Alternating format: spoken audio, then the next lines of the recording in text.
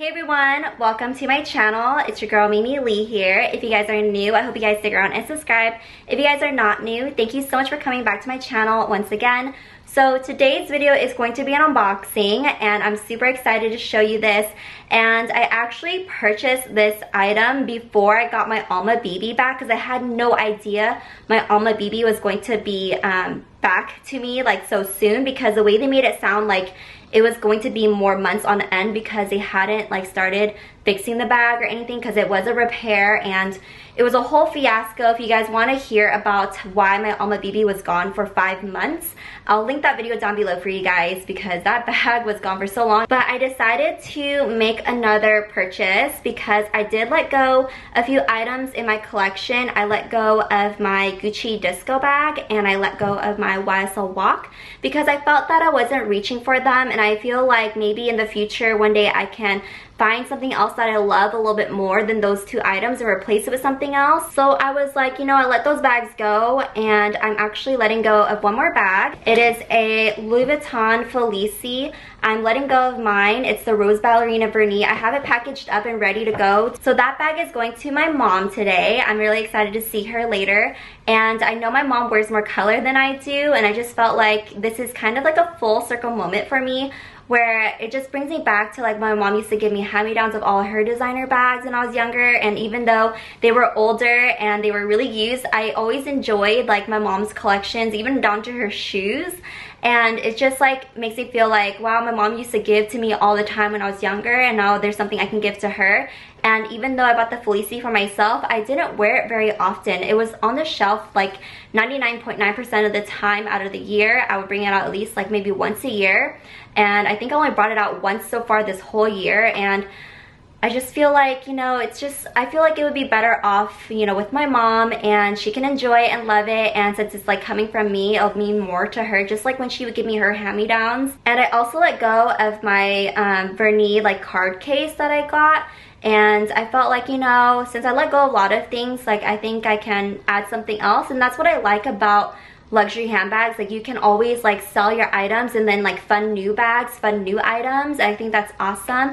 But I think this one is going to be a forever piece for me, and pretty sure you've seen the tile already, but it is another Chanel bag and I am in awe. I'm so nervous. You guys have no idea. I feel like this is something I will not regret. And I want to talk about this bag even more with you and things that I've learned. And I love making these unboxings because I always ask like 1,001 questions to my FA, and I just want to be able to share information that I find out with you guys. So let's go ahead and do the unboxing. So this is the classic black box with the ribbon and the flower. So here's this. Take off the flower. I always save it to put on the box later. And then the ribbon. Oh. And this is the holder with the cards and stuff. He said that he put like the authenticity card, not the authenticity card, but like, so this has like the serial code number and stuff in here, so he put that in here. And all right, let's open it, you guys. Oh, do you guys want to see? I don't know. Wow, it's a ribbon. Oh, ribbon. It's a lot of ribbon. I am so nervous right now. You guys have no idea. But wow. Oh, okay. So this is a different sticker this time. It's a clear sticker that says Chanel on it. And the tissue paper, of course. Oh my god, this one's wrapped really well.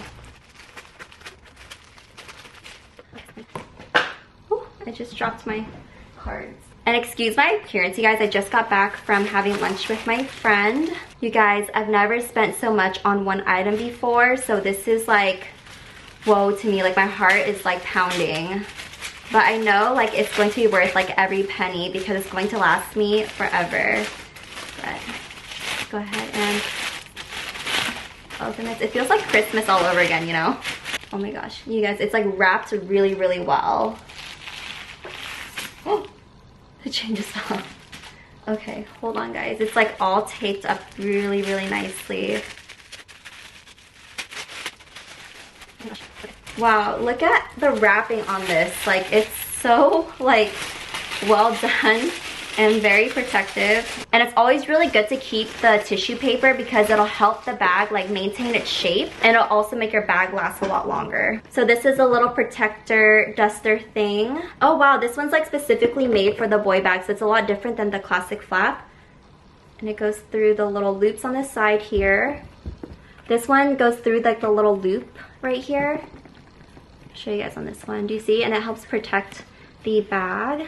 You guys, I don't know how to feel it right now. So here is my brand new medium boy bag. I got it in black caviar, and it's so pretty. You guys, my FA is so amazing. He went through all the stock in Chanel at his boutique, and he found the most perfect one. And I actually had the option of made in France or made in Italy. So I chose the made in Italy one because it's a lot shinier. I will show you guys what the made in France one looked like right up here for you for reference. But here is the caviar. There's a shiny caviar. So apparently what I found out was that there is no real such thing as a micro caviar. Each caviar is distinct to the artisan who made the bag. So when it comes to caviar, each plating of the mold, like where they stamp into the leather to create this pebbled look, is distinct to the artisan that owns that plating. It's like their signature kind of. So every artisan creates their own caviar that they use to, you know, print the leather. And that's why if you see caviar, not every caviar is going to look the same because a different person made it. And I like that because it gives it that, you know, little touch, kind of like a signature to that artisan who made this bag. You know, so this bag's not going to be the same as my friend's bag or any other bag you see, probably because there's different artisans with different plates that they create themselves to make the caviar print. So I think that's awesome. So the reason why I chose the black caviar with ruthenium is because this is like the classic, you know, combo, I feel. I did see the chevron that had, I think it was gold, like shiny gold. It was beautiful. However, I really wanted something that was classic first. I would say I would probably do the chevron in this small size, but sometimes chevron kind of reminds me of Saint Laurent a little bit because I do have one bag that's chevron already. And the reason why I went with the medium size instead of the large is because of my height. I'm 5'4", so I will do mod shots in the end for you guys. I really like that this bag is super structured, and the way to open it is to press these two buttons here. Oh, and it also comes with the protector on the inside of this bag as well, so that's nice. So when I store it, and inside, oh, there's already paper stuffed inside of here. Grab it out. And this bag is a 29 series. The little holographic tab is at the very bottom corner here. And this does have a little flap right here to put any like papers or receipts and the authenticity cards in here. I'm gonna talk a little bit. So I did choose the bag to be made in Italy because I did like that it's a lot sturdier. He said that the made in France leather felt a lot more softer. So I wanted something that I know since I'm going to be using a lot, I wanted to be a lot sturdier, a lot more hard wearing. So that's why I went with caviar, I went black.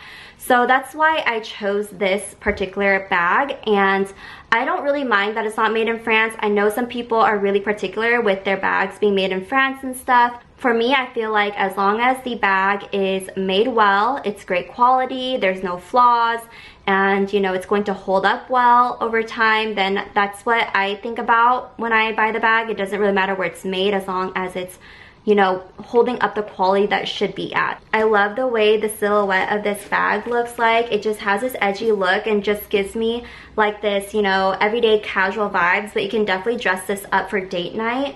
And I love that it's a lot more room than my Chanel Mini because I do carry quite a bit of things with me, and I feel like this would be better for every day, so I can carry my camera and my card holders and stuff and my keys. I really don't have very many things to say right now because I'm just in awe that this bag is in front of me, and I'm just super excited. And I'm going to do some mod shots now, and I am 5'4", so if you guys are taller or a little bit shorter around my height, you guys can gauge like where it would sit, because I know right now I don't think a lot of people are able to go into the store to try it on. So yeah, oh my god, oh, So beautiful. I do love where it sits. I don't think it's too high or too low. And it's not as boxy as I thought it would be because of the shape that it is. But I would feel like I'd be wearing it, you know, in front of me more because I don't want the edges to wear too much. Even over my shoulder, it doesn't look too long. So that's awesome. And then you can double up the straps to do a shoulder bag. I feel like I'd wear this bag crossbody the most, but I think if I wanted it even closer to me or for like date night, I'd wear it over the shoulder just like this. I've seen some people say you can wear it like this with just the chain only for a little bit of a longer look, but you know, with the leather showing. But I don't like that this tab is like peeking out right there, but I mean, I can see the cute, like the appeal if you want a little bit of a longer drop right here. And this is what it looks like against your body and the crook of your arm. Once again, I'm sorry for my appearance. I just got home and I was too excited to do this unboxing for you guys. And I'm really happy that I went with this one instead of the classic flat medium because I already have the mini and I feel like the silhouettes are just too similar right now. And I know the mini and the small holds the same amount. Like I did a lot of research and I felt like maybe just to switch up the collection a little bit, getting something in a different silhouette would be better for me. And maybe in the future I will save up for the classic flat medium and that way I'll have that later. But I wanted something different to play around with my collection and my outfits. Eventually I do want to get the classic flat medium. I did try on my aunt's classic flat medium. I'll post pictures right here for you guys to see.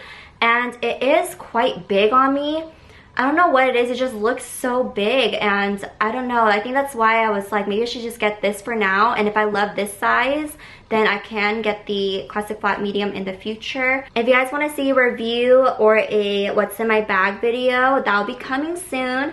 I just want to use this bag for a while to get like my full opinion and thoughts on it before I do those videos. And let me know if you guys have a boy bag yourself. What size did you get? What material? What hardware? I'd love to hear the reasons why you guys chose your bags because I feel like everyone gets to pick the bag that like fits them the most, and I feel like this one is definitely like fits me the best. So I'm going to go ahead and wrap up this video here and I'll see you guys in the next one. Bye everyone.